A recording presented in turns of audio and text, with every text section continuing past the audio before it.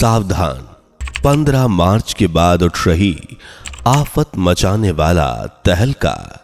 क्या 15 मार्च के बाद शुरू होने जा रहा है विनाशकारी समय? 14 मार्च को क्या होने वाला है? क्या 29 मार्च को शनि के मीन राशि में प्रवेश करते ही दुनिया पर खतरा मंडराने लगेगा?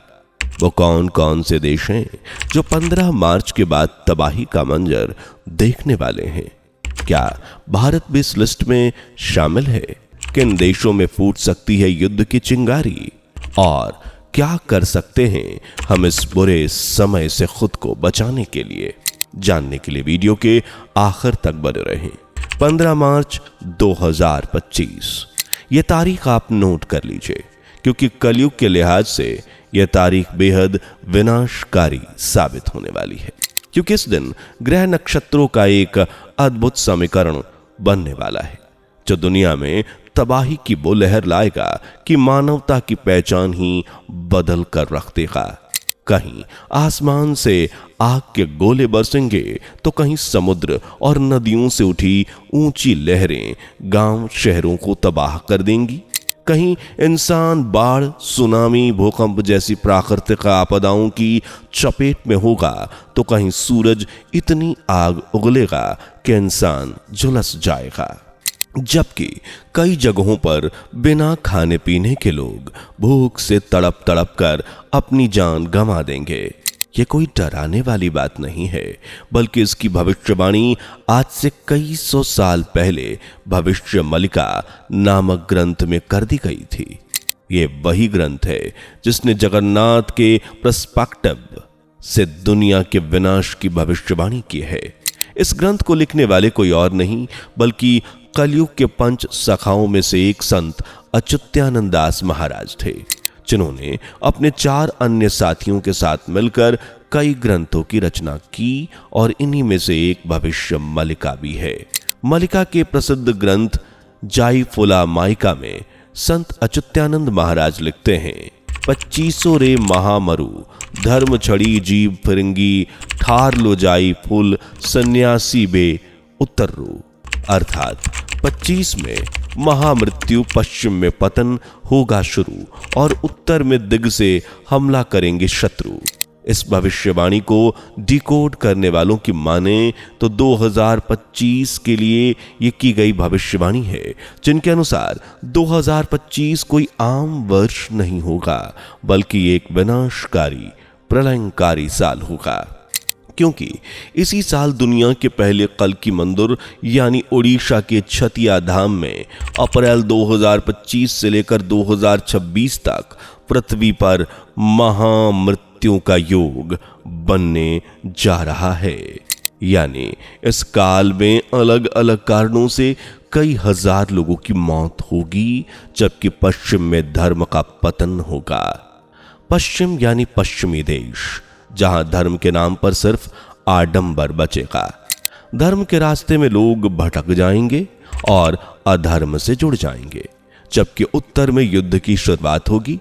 अगर पश्चिम में धर्म के पतन को हटा दें तो उत्तर में युद्ध और महामृत्यु का योग बचता है। और अगर इसे जियोपॉलिटिकल के नजरिए से देखें तो ऐसे कई देश हैं जहां महाविनाश की लहर उठने वाली है।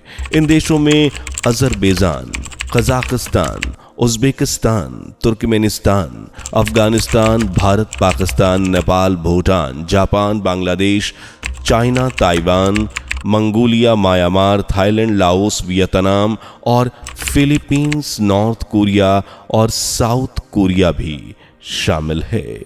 ये सभी देश 15 मार्च के बाद वायु, जल, युद्ध की शक्ल में भयंकर तबाही का सामना करने वाले हैं, जिनमें से एक भारत भी होगा। और इस महातबाही का कारण होगी कली। पर कैसे? चलिए समझते हैं, लेकिन उससे पहले वीडियो को लाइक, शेयर कर चैनल को सब्सक्राइब जरूर कर लें।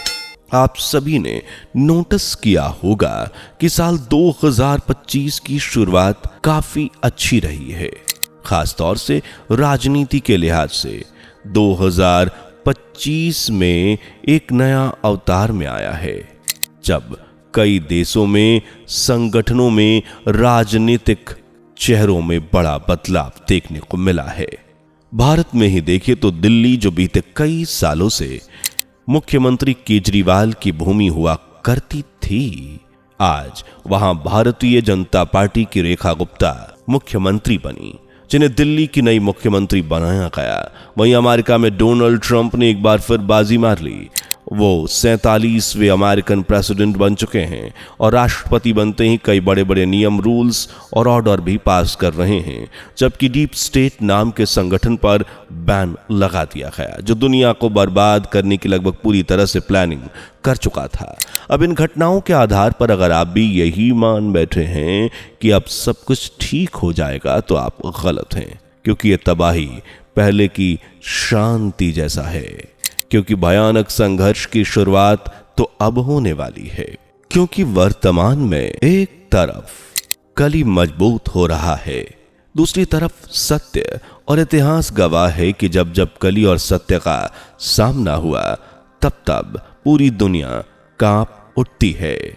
और इसमें एक नई कई सबूत इसको देखने को मिलते हैं।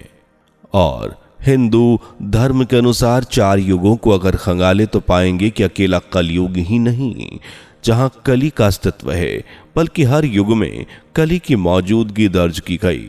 बस फर्क यह है कि कहीं कली का प्रभाव ज्यादा है तो कहीं कम। कली का प्रभाव हर युग के हिसाब से बदलता रहता है। आप खुद ही सोचिए, अगर कली का अस्तित्व ना हो तो क्या सतयुग में महिषासुर जैसा राक्षस होता? और क्या मां दुर्गा को उसका वध करना पड़ता? शायद नहीं। इसी तरह त्रेता में भी हम देखें तो रावण के रूप में सबसे बड़ा और खतरनाक राक्षस देखने को मिलता है। अब खुद सोचिए, अगर कली का प्रभाव ना होता तो रावण क्यों होता, और क्यों भगवान विष्णु को उसका वध करने के लिए राम अवतार लेना पड़ता? इसी तरह द्वापर में भी कली की मौजूदगी कौरवों के रूप में दर्ज की गई, जिन्होंने एक स्त्री की अस्मिता के साथ खेलने की कोशिश की, उसके मान सम्मान को सरेआम ठेस पहुंचाने की जरूरत की, और उन्हें सबक सिखाने के लिए पांडवों को महाभारत जैसा विशाल युद्ध लड़ना पड़ा। कलयुग की बात करें तो यह सबसे पापी युग है, इसलिए यहां कली का प्रभाव नहीं, बल्कि कली स्वयं इंसानियत को मिटाकर अधर्म को स्थापित करने का षड्यंत्र रच रहा है। लेकिन कली चाहे जितना भी शक्तिशाली हो, उसका अंत करने के लिए कोई ना कोई दैवीय शक्ति जरूर जन्म लेती है। जैसे कि हर युग में ईश्वर अलग अलग रूप लेकर कली का प्रभाव खत्म करने के लिए आए, वैसे ही इस युग में आने वाले हैं। जी हां, हम बात कर रहे हैं भगवान कल्कि की, जो कलयुग को कली रूप इस शैतान से बचाने के लिए आएंगे।